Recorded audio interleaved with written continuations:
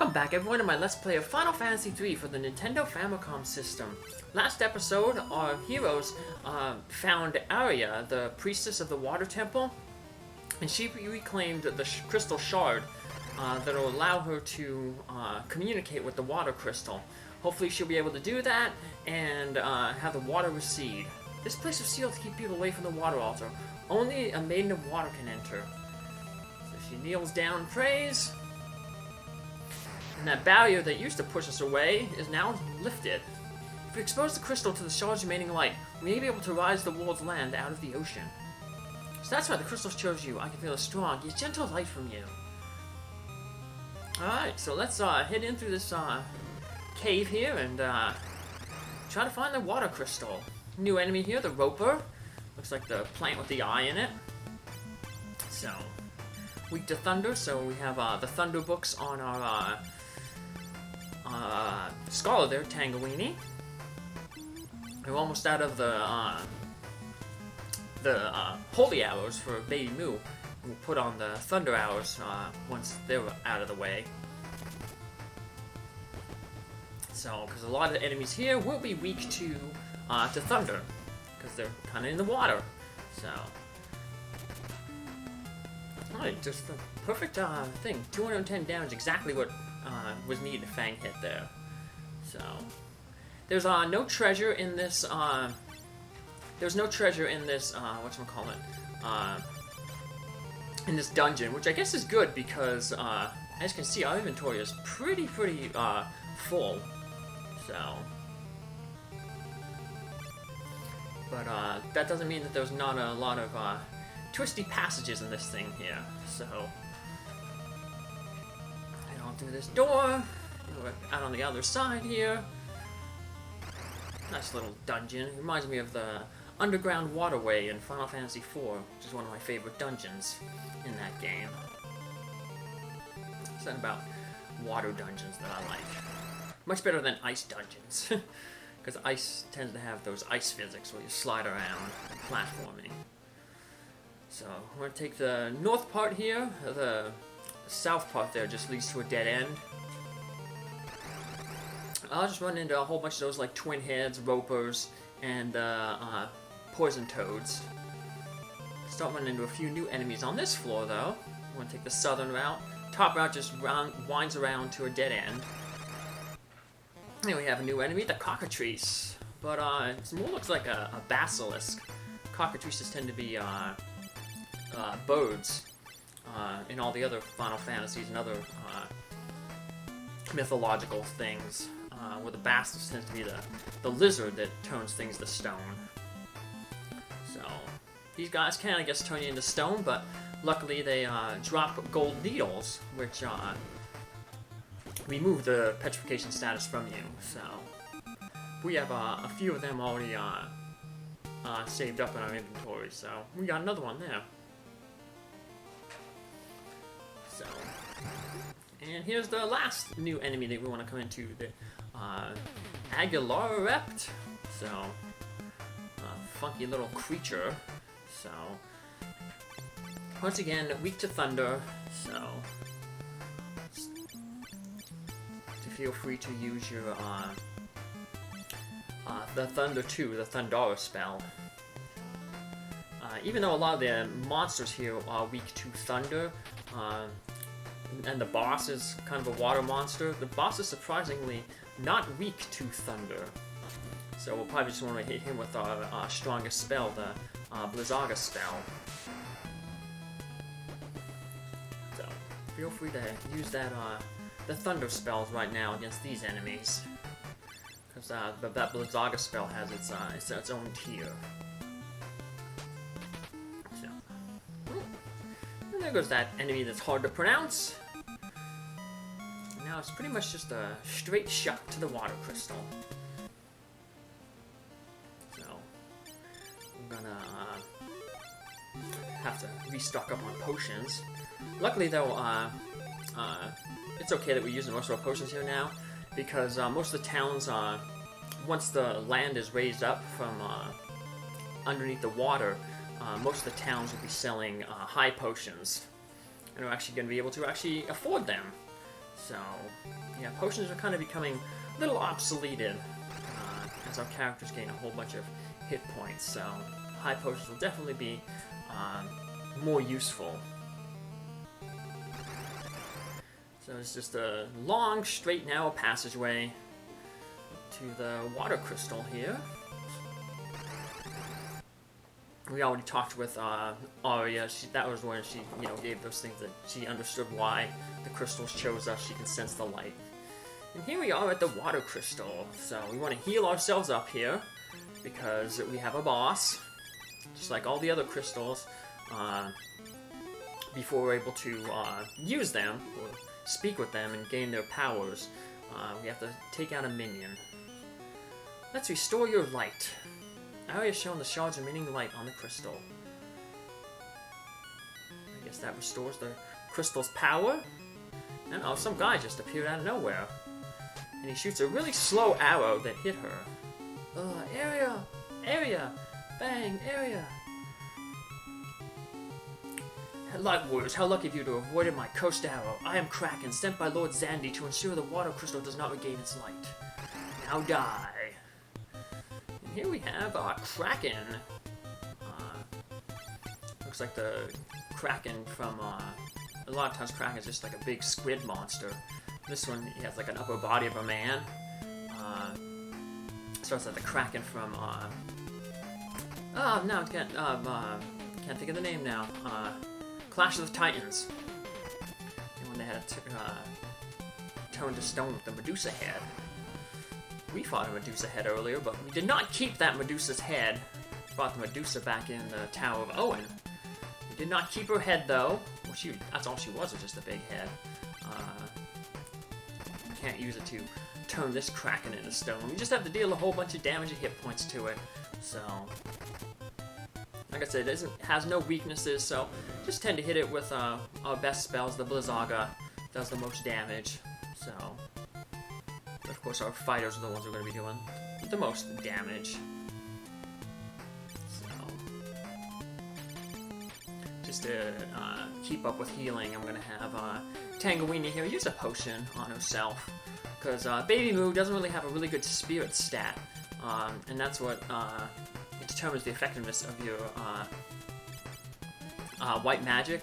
So she won't be able to do a lot of healing. So if your character gets kind of low, you might want to use a potion on them and then supplement it with healing. Now, if you had a white mage, still kept the white mage class going,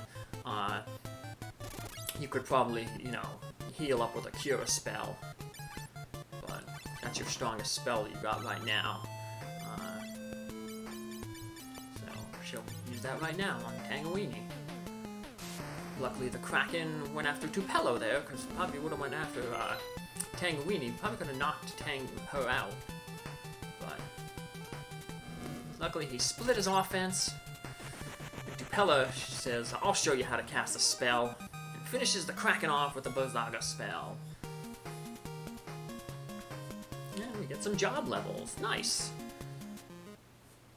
Uh-oh. Aria, the water crystal regained its light. Aria, don't speak. Please take this, the power of water. And we receive new skills by the power of water from Aria. And those new skills are 6 new jobs. But we ain't going to be using any of the jobs anytime soon. We're still going to use these jobs for a little bit, and we still have to use the thief job, the final job from the fire crystal.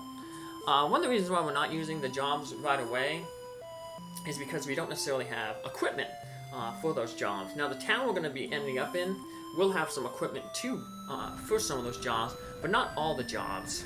So, an earthquake, run! Not without Aria. Watch out! Ah! This little cutscene here. And the world is revived. So, rises out of the water, and we'll see that the people come with it. And we will wake up in that village right there.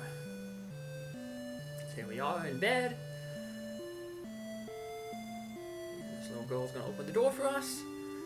You're awake? You've been asleep for 3 days. Thank you. Where are we? We're in Amor, the city of water. Gramps rescued you all from the Temple of Water. 3 days. And we get sent outside here real quick. We're gonna head back into the inn though, because there's some people we want to talk with there. We can buy we'll sell a bunch of stuff because we have all these, we need to make some room in our inventory. So, we'll get rid of most of these, excess books that we have. That blood sword's new. Like most blood swords in the game, they tend to have very low, accuracy, so they're really hard to hit with. Of course, when you hit with them, you gain some hit points back. But not that important of a sword. We'll just sell it, so we want to make as much money as we can so we can buy a whole bunch of those high potions, so we have 90 right now. Glad you're okay. Thanks, you're welcome. One of the reasons why we don't have 99 of an item is there's like a glitch that causes an overflow. I feel like I dreamt for a long time. No one recalls turning to stone. Golder attached a giant chain to your ship. Who's Golder? Legend said that the 4 warriors from the Dark World stopped the flood of light. Golder thinks you're those warriors. To protect his crystal, he put a chain on your ship. Golder loves gold. His whole mansion is gold. He's afraid of theft, so he keeps everything locked up. Golder's mansion is a hill way south. The bottomless bog is in front of it. You need leathergrass shoes to cross the bottomless bog. Maybe Delilah in the swords has some. Magic bounces right off Golder. Let's play the piano here. What a wonderful tune. Let's dance. Everybody gets up to dance because of our awesome piano playing skills. But as I was saying, that there's like an inventory glitch, and that's how speedrunners can beat the game really quick. If you have 99 of an item, and then, you know, the enemy drops an item, so you have 99 potions, and the enemy drops a potion, it overflows, and that potion can change into something else, and it can even actually like change your character's class into something that they shouldn't be. So there's like a bunch of, it can make new items that break the game and stuff, new classes that have weird abilities that can basically skip to the end of the game. So just to avoid that, we're trying not to get, you know, 99 of any items. So I'll show off that glitch eventually though, probably in like a bonus episode. But for now, 90 is close enough. So the man who saved Aria. What Aria's I see. I'm sad to hear that. You must restore light to this world for Aria. So that was the old man in the boat. You looking for the crystal? Golder has it. He lives by the bottomless bog down south. This house right here is another one of those revived springs. Don't need it, but just showing you it's there. Monsters appeared in the source, so they locked it up. I think Old Man Gil has the key. A town legend says that 4 warriors will come to banish the overflowing light and darkness. Hey, that's us. Or maybe it's these 4 guys. Yeah. Who are they? We'll find out. Who are they? Those old men? They think they're the legendary warriors. What were the legendary warriors? So we have the armor shop where you can buy a bunch of stuff for the new classes we got. The Vikings helms are for Vikings. Thief gloves are for thieves. The black belt and the chakra headband are for the black belt job. The other jobs that we get are the Geomancer, which uses like terrain to fight. Dragoon, which is like a knight that jumps. And then there's a Dark Knight, which is like a knight that can use katana type swords. I've been to Almost Pub. It's a good gossip place and can use some white magic. And then the Evoker, which uses summoning type spells. What do you want? We need the leathergrass shoes from the sword. But out there be monsters. We need those shoes to get to the last crystal. Huh? You all the legendary warriors? Hey, it's those 4 old men again. The 4 warriors? That's us. But so are they. They're gonna go to the swords. Let's go. Yeah! And I guess they must be thieves because they're able to get into the swords without Gil here unlocking them. So Gil's gonna walk around. He's gonna take us to where the swords are.